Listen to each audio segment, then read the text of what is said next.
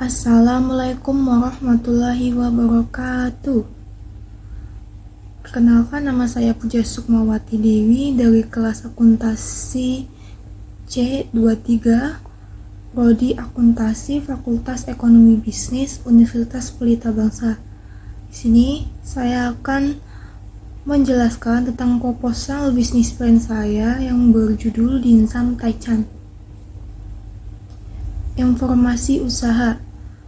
Nama usaha Dimsum Taichan, bidang usaha kuliner, jenis produk dimsum, nomor telepon tertera, tempat lokasi usaha Ruko Dartamas, alamat email kedaisemuabahagia@gmail.com, toko online Kedai Semua Bahagia, layanan antar GrabFood, GoFood, ShopeeFood, jumlah karyawan 1 orang, nama pemilik Puja Sukmawati Dewi, jenis kelamin perempuan, tempat tanggal lahir Pemalang 13 Maret 2003, alamat Desa Sukamahi, RT 06 RW 03, Kecamatan Cikarang Pusat, Kabupaten Bekasi.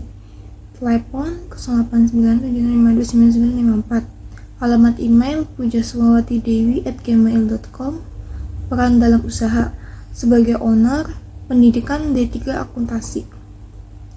Struktur organisasinya, saya sebagai selaku Direktur Utama Puja Sukma, dan saya memiliki karyawan 1. Kenapa saya memilih bisnis ini? Karena dalam beberapa tahun terakhir, dunia kuliner Indonesia mengalami perkembangan pesat, khususnya di sektor makanan ringan dan street food.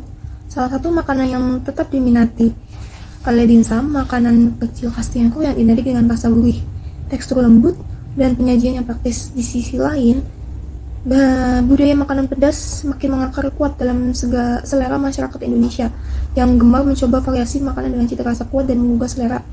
Melihat tren tersebut, pendiri Dimsum Taichan terinspirasi untuk menggabungkan dua elemen ini, kelembutan dan kenikmatan dimsum dengan keunikan rasa pedas khas Taichan. Dimsum Taichan hadir sebagai inovasi kuliner baru yang tidak hanya menawarkan rasa yang berbeda, tetapi juga memenuhi permintaan pasar akan makanan cepat saji yang modern, kreatif, dan berani tampil beda. Selain karena peluang pasar yang besar, usaha ini juga lahir dari semangat untuk berkontribusi terhadap perekonomian lokal dengan memanfaatkan bahan baku segar dari petani dan produsen lokal. Dimsum Taichan berkomitmen untuk menjaga kualitas produk sekaligus mendukung keberlangsungan ekonomi masyarakat sekitar. Usaha ini juga diharapkan dapat membuka lapangan kerja bagi generasi muda yang ingin mengembangkan keterampilan di bidang kuliner dan pelayanan. Kebutuhan masyarakat modern akan makanan yang praktis namun tetap sehat dan lezat juga menjadi latar belakang penting dalam pendirian usaha ini. Dimsum Taichan tidak hanya menyasar konsumen individu, tetapi juga keluarga, komunitas, dan acara-acara khusus yang membutuhkan hidangan ringan namun berkelas. Usaha Dimsum Taichan ini didirikan berdasarkan ketertarikan pendiri terhadap dunia kuliner, khususnya makanan ringan yang praktis dan digemari berbagai kalangan. Melihat tren konsumsi makanan cepat saji yang tetap tinggi, namun masyarakat juga menginginkan cita rasa yang unik dan berbeda. Maka tercetuslah ide untuk mengkomunikasikan dimsum tradisional dengan sentuhan rasa Taichan yang pedas dan segar. Dimsum Taichan hadir untuk memenuhi kebutuhan konsumen akan pilihan makanan yang tidak hanya lezat dan inovatif, tetapi juga terjangkau dan mudah diakses. Selain itu, usaha ini juga bertujuan memberdayakan potensi bahan lokal berkualitas tinggi, serta membuka peluang lapangan kerja bagi masyarakat sekitar. Visi usaha yaitu menjadi brand Dimsum Taichan terkemuka di Indonesia yang terkenal karena inovasi rasa, kualitas produk, dan pelayanan terbaik. Misinya menyajikan dimsum dengan rasa Taichan yang khas, menggugah selera, menggunakan bahan-bahan segar berkualitas, memberikan pelayanan yang cepat, ramah, dan memuaskan kepada setiap pelanggan, menciptakan produk baru secara berkala untuk memenuhi dan mengikuti selera pasar yang dinamis, membuka peluang usaha melalui sistem kemitraan franchise untuk memperluas jaringan usaha, memberikan kontribusi positif bagi komunitas lokal melalui pelatihan kerja dan penggunaan bahan baku dari petani dan produsen lokal, memperkenalkan produk pada masyarakat luas. Tujuan usaha ini yaitu membuat Dimsum Taichan dikenal luas sebagai pilihan utama cemilan dan makanan ringan berbasis dimsum di berbagai kota, meningkatkan penjualan dan ekspansi gerai dalam 1-3 tahun pertama operasional, mencapai standar kualitas produksi yang konsisten dan memenuhi standar keamanan pangan, menciptakan inovasi menu baru minimal 2 kali dalam setahun untuk menjaga daya tarik pasar, memberikan dampak sosial positif melalui penciptaan lapangan kerja dan pemberdayaan ekonomi lokal. Aspek pemasaran. Kegiatan pemasaran mempunyai peran sangat penting dalam pelancaran suatu usaha.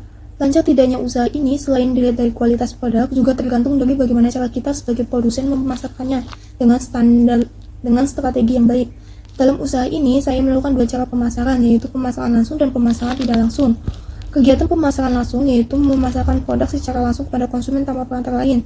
Cara ini dilakukan pada usaha dengan kapasitas kecil atau secara skala ini rumah tangga. Keuntungan oleh laba dalam menggunakan jalur pemasaran ini lebih besar daripada pemasaran tidak langsung, karena tidak memberikan jasa kepada pengecer atau distributor. Kegiatan pemasaran tidak langsung yaitu memasarkan produk melalui pengecer. Cara ini dilakukan dengan 2 strategi pemasaran. Pertama, memasarkan tempat-tempat yang strategis, seperti di tempat wisata. Kedua, memasarkan dengan cara menitipkan produk ke tempat minimarket. Segmentasi pasar. Segmentasi menurut Renal Kasali dikutip oleh Sutisna 2002 adalah segmentasi adalah proses mengotak-atikkan pasar yang heterogen ke dalam potensial customer yang memiliki kesamaan kebutuhan atau kesamaan karakter yang dimiliki respon yang sama dalam membelanjakan uangnya. Menurut Philip Kotler, yang dimaksud dengan segmentasi pasar adalah suatu usaha untuk meningkatkan ketepatan pemasaran perusahaan. Segmen pasar terdiri dari kelompok pasar yang dapat diidentifikasikan dalam sebuah pasar dan keinginan, daya beli, lokal geografis, perilaku pembelian, dan kebiasaan pembelian yang serupa. Geografi, jika dilihat dari segi geografisnya, masih menggunakan kos atau kontrakan yang dikelilingi oleh lingkungan yang ramai, dekat dengan kampus, dekat dengan konsumen, sehingga lokasi ini memenuhi syarat-syarat pemilihan lokasi. Demografi, konsumen yang dituju adalah masyarakat yang kurang mampu atau masyarakat di bawah menengah ke bawah sebagai salah satu cara untuk membantu kebutuhan lainnya. Pisografi, dari sisi pisografinya, konsumen akan memperoleh banyak manfaat, yaitu sebagai berikut: memudahkan masyarakat membeli kebutuhan hidupnya, produk dapat menambah stamina, harga mudah dijangkau oleh masyarakat menengah ke bawah, target pasar atau targeting. Pengertian targeting. Menurut Philip Kotler, target market adalah keputusan pasar yang akan dituju oleh perusahaan, terdiri dari jumlah pembeli yang memiliki kebutuhan dan karakteristik tertentu. Targeting yaitu proses menyeleksi target market yang tepat untuk memproduksi dan servis dari perusahaan. Targeting juga dapat dikatakan sebagai strategi untuk mengalokasikan sumber daya perusahaan secara efektif, dan dengan kata lain, targeting dalam strategi pemasaran sebagai fitting strategi dari sebuah perusahaan. Dari pengertian di atas dapat dipahami bahwa targeting merupakan proses menyeleksi target market dalam mengambil keputusan pasar yang akan dituju oleh perusahaan. Kriteria targeting sendiri itu digunakan untuk menyeleksi pasar, antara lain: 1. Ukuran pasar. Ukuran pasar adalah perusahaan harus mampu membaca kekuatan pasar untuk menjadi penyebar dan penyalur informasi dari hasil produksi yang akan diterjunkan. Semakin besar ukuran pasar, maka semakin besar posisi yang menentukan bagi perusahaan. Pertumbuhan pasar. Tumbuhan pasar adalah kepercayaan dan kemampuan pasar untuk terus berjalan dan berkembang sebagai mediator perusahaan dengan konsumen. Semakin besar potensi pertumbuhannya, maka semakin menjanjikan bagi perusahaan. Keunggulan komparatif. Keunggulan komparatif adalah cara mengukur apakah sebuah perusahaan memiliki kekuatan dan keahlian untuk menguasai segmen pasar yang dipilih. Positioning. Positioning adalah suatu pernyataan mengenai bagaimana identitas produk atau perusahaan tertanam di benak konsumen yang mempunyai kesesuaian dengan komoditi yang dimiliki perusahaan untuk mendapatkan kepercayaan, kredibilitas, dan pengakuan dari konsumen. Penetapan posisi pasar. Penetapan posisi pasar adalah melakukan tindakan mendesain penawaran serta citra perusahaan sehingga target perusahaan yang mengetahui serta nilai kedudukan perusahaan dibanding pesaingnya. Tujuan penetapan posisi adalah untuk membedakan persepsi organisasi berikut produk dan jasanya dari pesaing. Dalam menetapkan penentuan posisi pasar atau positioning, perusahaan dapat memperhatikan faktor-faktor di bawah ini. Penetapan posisi dalam strategi adalah strategi komunikasi bersifat dinamis. Segmen pasar adalah pelanggan yang ditargetkan. Penetapan posisi berhubungan dengan atribut-atribut produk bagi konsumen. Originalitas dan posisi bagi perusahaan atau merek di pasar.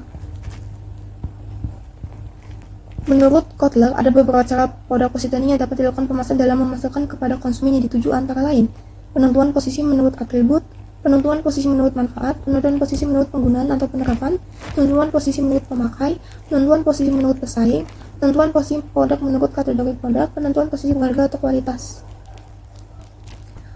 Permintaan. Perkiraan prediksi jumlah permintaan konsumen terhadap produk. Proyeksikan permintaan konsumen dalam beberapa periode per tahun mendatang seperti kenaikan persennya per tahun sesuai kenaikan jumlah penduduk.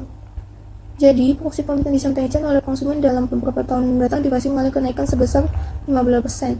Itu dari mana? Dari perkiraan permintaan Dalam 2003 sebanyak 1.200, 2024 sebanyak 1.380, 2025 sebanyak 15.870. Penawaran nama perusahaan. Selain dimsum Taichan, banyak jenis dimsum lain yang ada di pasar sehingga itu menjadi pesaing sejenis di pasar seperti dimsum. Oke, yang selanjutnya ada strategi pemasaran. Pengertian strategi pemasaran. Strategi pemasaran adalah rencana yang menyeluruh, terpadu, dan menyatu di bidang pemasaran untuk mencapai tujuan usaha seperti peningkatan penjualan dan loyalitas pelanggan. Strategi pemasaran yang akan dilakukan yaitu menambah jumlah pemakai, meningkatkan jumlah pembeli, mempertahankan pelanggan, misalnya menjaga kualitas dan rasa produk secara konsisten, menyederhanakan proses pembelian, memberikan promo loyalitas atau kupon diskon, menjaring pelanggan tetap. Strategi pengembangan usaha. Strategi yang saya lakukan untuk mengembangkan usaha dimsum ini yaitu yang pertama adalah 1. Menambahkan varian rasa, ada dimsum udang, dimsum ayam, atau dimsum keju. Menstandarisasi resep dan SOP dapur. Ini dilakukan agar rasa terjamin dan pelanggan puas. Yang ketiga adalah ekspansi lokal seperti tempat wisata, wilayah kampus, wilayah sekolah, dan supermarket. Selanjutnya ada analisis SWOT. Analisis SWOT adalah sebuah metode perencanaan strategis yang digunakan untuk mengevaluasi strengths, weakness, opportunities, dan threats terlibat dalam suatu proyek dalam bisnis ventura. Dalam banyak analisis pesaing, pemasar membangun profil range dari setiap pesaing di pasar, berfokus terutama pada kekuatan relatif mereka kompetitif dan kelemahan menggunakan analisis SWOT. Pemasar menggunakan beberapa teknik untuk melakukan riset pasar, tetapi beberapa mencakup lebih umum. Pemasaran kualitatif seperti kelompok fokus, kuantitatif pemasaran seperti survei statistik, eksperimental teknik seperti pasar uji, observasi teknik seperti etnografi atau on-site observasi, manajer pemasaran dan juga dapat merancang pengawasi pemindahan berbagai lingkungan, dan intelijen kompetitif proses untuk membantu mengidentifikasi tren dan menginformasikan analisis pemasaran perusahaan. Kekuatan dari dimsum Taichan ini adalah yang pertama adalah harga terjangkau dengan pricing menyenangkan, cocok untuk semua kalangan, inovasi rasa yang belum banyak pesaing, bahan baku yang mudah didapat, proses produksi simpel dan efisien. Kelemahan weakness. Kelemahannya itu ada pada bahan dimsum itu dari frozen food, bergantung pada selera konsumen yang menyukai pedas, karena ini kan bumbu Taichan itu emang pedas. Brand masih baru dan belum dikenal luas. Ada jenis pesaing lain sedang tren, dimsum mentai. Peluangnya yaitu pasar yang masih luas, tren makanan pedas dan dimsum meningkat, peluang kemitraan tinggi. Ancaman usaha ini yaitu banyak pesaing di bidang street food dengan harga serupa, perubahan tren pasar, sumber daya manusia yang masih rendah pendidikan, fluktuasi harga bahan baku dan pasokan, harus mampu memahami dan memenuhi selera konsumen. Marketing mix. Dalam strategi pemasaran ini, terdapat beberapa pemasaran atau marketing mix yang mendapatkan komposisi yang terbaik dari keempat komponen atau variabel pemasaran. Untuk dapat mencapai sasaran pasar yang dituju dan sekaligus mencapai tujuan dan sasaran perusahaan, keempat unsur atau variabel bauran pemasaran tersebut adalah yang pertama 1. Produk, 2. Price, 3. Promotion, yang keempat adalah place. Produk inti atau core produk. Produk yang dijual pada usahanya adalah dimsum Taichan merupakan makanan atau cemilan yang mengenyangkan. Manfaat dari produk ini terkandung dalam adalah manfaat yang terkandung dalam suatu produk. Jadi bukan ciri-ciri yang membedakan satu produk dengan produk lainnya. Manfaat yang akan diperoleh dari konsumen dari produk keluaran dimsum Taichan berupa makanan yang enak dapat dikonsumsi dalam waktu santai atau sedang kumpul dengan teman sehingga akan memberikan kesan yang memuaskan bagi konsumen dan pelanggannya. Produk berwujud atau tangible product merupakan bentuk kemasan kualitas dan merek yang menyertainya. Dimsum Taichan menggunakan bahan dasar daging ayam pilihan yang dibumbui dengan khas Taichan. yang pedas dan gurih sehingga memberikan cita rasa yang unik dan berbeda dari produk lainnya. Produk dikemas secara higienis dan praktis agar memudahkan konsumen. Produk tambahan atau augmented product. Produk formal dengan berbagai pelayanan jasa yang menyertainya. Produk dimsum Taichan dilengkapi dengan sistem pemesanan online, sistem pre-order, dan delivery service. Price. Ada dua cara untuk menentukan harga. Yang pertama dengan cara klasik adalah harga jual ditentukan terakhir, yaitu dengan menambahkan semua biaya yang dikeluarkan ditambah dengan laba yang diinginkan. Cara sekarang harga jual ditentukan pertama kali sama dengan atau kalau bisa lebih murah dari pesaing. Selain biaya yang lain disesuaikan. Tujuan penetapan adalah meningkatkan penjualan, memperoleh dan mempertahankan market share, menstabilkan harga, mengembalikan investasi, dan mencapai laba maksimum. Promotion atau promosi. Promotion adalah memberikan informasi kepada pelanggan dan naik mereka agar mau membeli produk. Ada 3 macam cara promosi, yaitu iklan, diseminasi, dan promosi penjualan. Untuk promosi dimsum Taichan ini saya berikan kepada teman-teman saya. Coba pertama dengan gratis atau diskon atau potongan harga. Jadi kalau mereka ketagihan mereka bisa beli. Place tempat yang saya gunakan dalam usaha ini adalah di Ruko Delta Mas, RT 6 RW 4 di Kecamatan Cikarang Pusat, Kabupaten Bekasi. Untuk rencana penjualan akan dibagi dalam poin rencana, yaitu membuka kerjasama dengan masyarakat yang menjadi agen reseller dan menjual serta mempromosikan lewat arus di jaring sosial. Ini produknya, produk dari dimsumnya kami jual bisa dengan gorengan atau dengan direbus sesuai requestan dari pelanggan.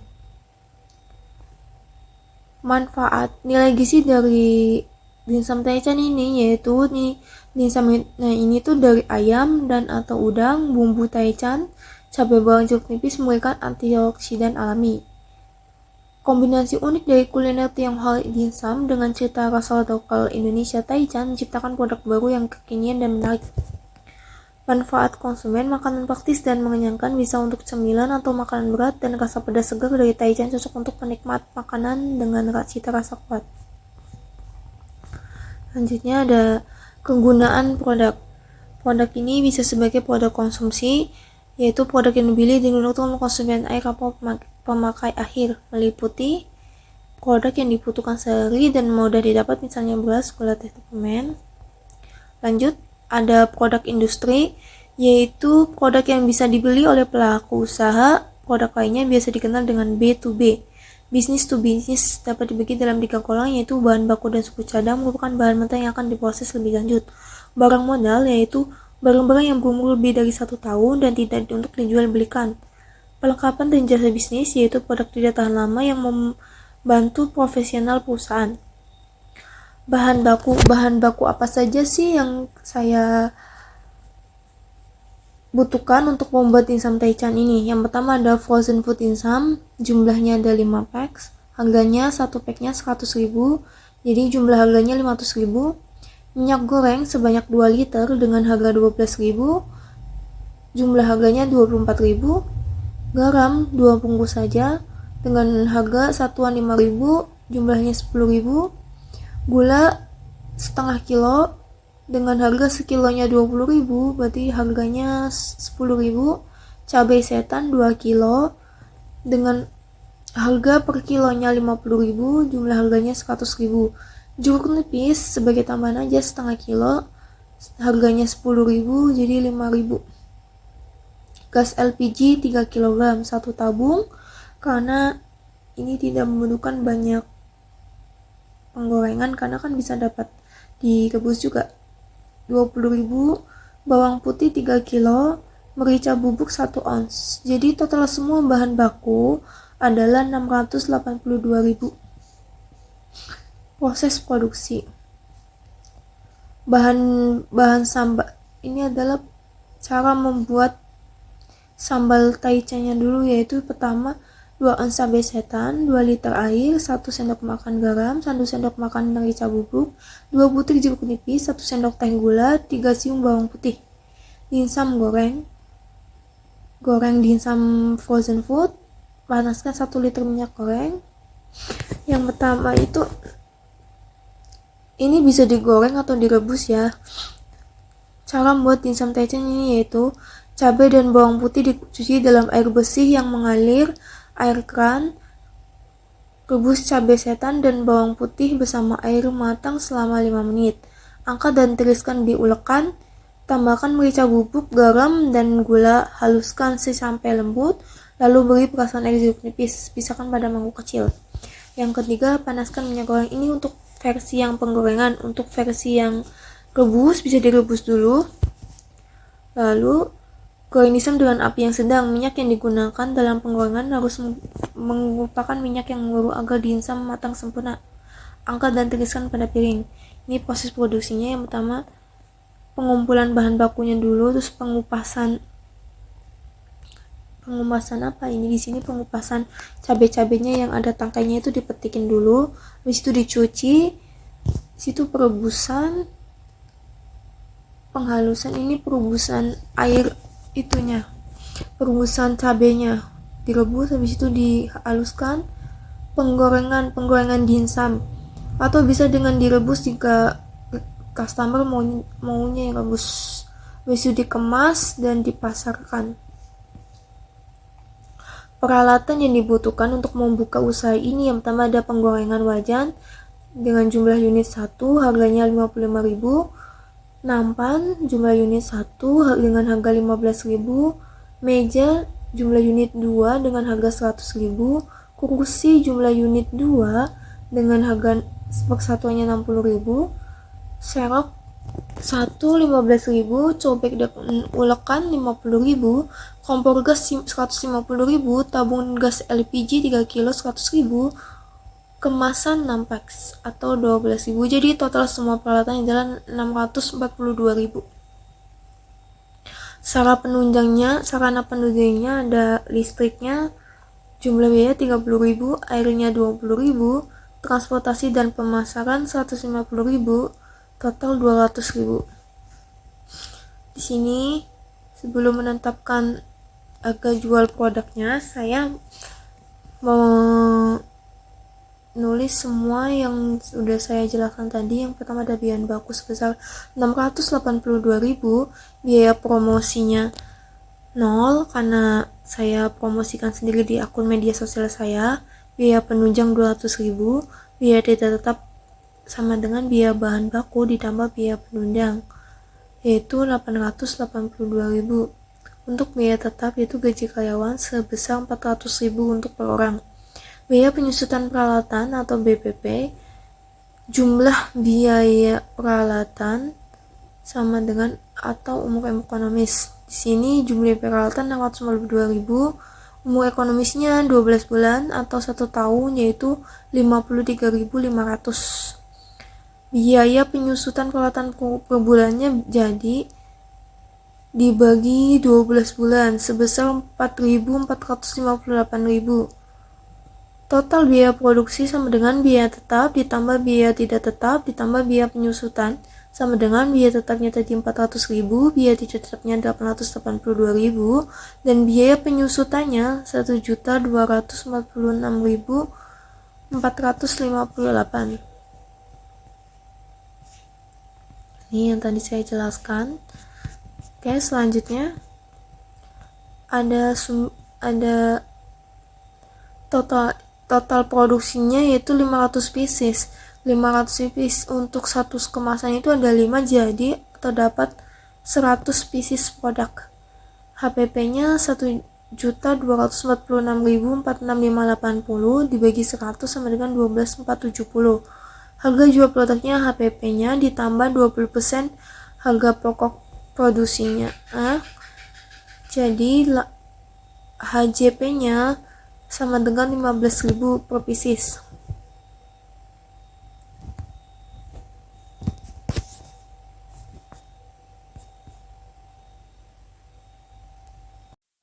Lanjut bab 4 aspek keuangan. Proyeksi keuangan. Sumber pendanaannya dari modal sendiri sebesar 10 juta. Dari kebutuhan pembiayaan modal investasi, peralatannya 642.000. Untuk kebutuhan pembiayaan atau modal kerja, ada bahan bakunya sebesar 682.000, analisis biaya tetapnya, gajinya karena karyawannya 1, harganya 400.000, analisis biaya tidak tetapnya ada biaya utilitas atau biaya penunjang 200.000, biaya bahan baku 682.000, yaitu jadi jumlah analisis biaya tidak tetapnya adalah 882.000. Analisis kelayakan usaha. Tujuan analisis kelayakan usaha adalah mengetahui tingkat keuntungan terhadap alternatif investasi, mengadakan penilaian terhadap alternatif investasi, menentukan prioritas investasi sehingga dapat dihindari investasi yang hanya memboroskan sumber daya. Metode non-discounted cash flow. Payback adalah metode pengukuran investasi dengan melihat kekuatan pengembalian modal tanpa mempertimbangkan nilai waktu terhadap uang. Metode yang digunakan adalah payback period atau PBW. Metode dengan formula umum. Payback period sama dengan total investasi dibagi net income ditambah depreciation dikali 1 tahun. Kelemahan utama dari metode PPT ini adalah tidak dapat menganalisa penghasilan usaha setelah modal dikembalikan, tidak mempertimbangkan nilai waktu luang. Selanjutnya ada metode discount cash flow atau adalah metode pengukuran investasi dengan melihat nilai waktu uang dalam menghitung tingkat pengembalian modal pada masa yang akan datang. Net present value atau NPV didefinisikan sebagai selisih antara investasi sekarang dengan nilai sekarang present value dari proyeksi hasil bersih masa datang yang diharapkan. NPV atau PV of benefit, PV of capital cash or current PV sama dengan C dibagi 1 tambah 1 N, maka NPV-nya C per 1 tambah I per A. Kriteria yang digunakan dalam penilaian NPV adalah sebagai berikut. Jika NPV 0, maka hasil investasi return usaha akan sama dengan tingkat bunga yang dipakai dalam analisis, atau dengan kata lain, usaha tidak untung maupun rugi pas. Jika NPV negatif, maka investasi tersebut rugi atau hasilnya turun di bawah tingkat bunga yang dipakai. Jika NPV-nya positif, maka investasi tersebut menguntungkan atau hasil return melebihi tingkat bunga yang dipakai. Profitability Index atau PE. Metode analisa PE sangat mirip dengan analisa NPV karena keduanya menggunakan komponen perhitungan nilai sekarang atau present value. Perbedaannya adalah bahwa satu yang dipakai dalam NPV adalah nilai uang, sedangkan dalam PV adalah indeks. Rumus perhitungan PV adalah sebagai berikut. Profitability Index, PV of benefit dibagi PV of capital cost. Yang ketiga ada internal rate of return, IRR. Internal rate of return didefinisikan sebagai besarnya suku bunga yang menyamakan nilai sekarang atau present value dari investasi dengan hasil diri yang diharapkan selama usaha berjalan. IRR-nya sama dengan I1 ditambah I2 kurangin I1 X, nanti hasilnya dikali 100%. NPV kurangin NPV 2. Analisa keuntungan. Analisa keuntungan ditujukan terhadap rencana keuntungan, penetapan keuntungan dengan menyesuaikan atau setup harga dari volume penjualan yang dapat diserap oleh pasar dan mempertimbangkan kebijaksanaan dari pesaing. Analisa keuntungan ini harus selalu dilakukan dalam satu dengan acuan periode tertentu. Break-even point atau BEP. Analisis BEP adalah titik impas atau titik pulang pokok atau suatu periode yang mempelajari berhubungan antara biaya keuntungan dan volume berjalan produksi. di mana pada tingkat tersebut perusahaan tidak mengalami keuntungan maupun kerugian. Dalam analisa PP, faktor-faktor biaya yang dikendalikan menjadi yang pertama ada biaya semi variable, yaitu biaya yang akan dibuat yang tidak akan ikut berubah jumlahnya dengan perubahan volume penjualan atau produksi. Yang kedua ada biaya variabel, ada biaya yang akan ikut berubah secara profesional dengan perubahan volume penjualan produksi. Biaya tetap adalah biaya yang tidak akan diubah dengan perubahan volume penjualan atau produksi. Biaya semi variabel itu contohnya apalagi. Yang kedua ada biaya variabel, biaya tetap. Laporan keuangan. Laporan keuangan adalah suatu laporan yang berguna untuk menyampaikan informasi keluarga yang dapat dipercaya untuk pihak yang berkepentingan. Ini laporan neraca usaha Din sama Taichannya. Kasnya ada 5 juta, sewa dibayar muka 0, peralatan 642.000, total asetnya 5.452.000. Kewajiban lancang utangnya ada 4 juta. Kewajiban jangka panjangnya ada 4.462.000, utangnya adalah 1 juta, jadi totalnya ada 5.462.000. Laporan laba rugi. Ini pendapatannya sebesar dari penjualan tadi 1.500.000, 100 pieces kali 15.000 adalah 1.500.000. Total pendapatannya ada 1.500.000. Biaya bahan bakunya adalah 682.000, biaya listriknya 100.000, biaya beban promosi dan iklan 100.000, beban BBM 10.000, beban biaya tenaga kerja 400.000, beban penyusutan alatnya 4.458. Sekian dari saya, mohon maaf apabila ada kesalahan kata dan ngantuk-ngantuk, mohon dimaklumin. Terima kasih perhatiannya. Wassalamualaikum warahmatullahi wabarakatuh.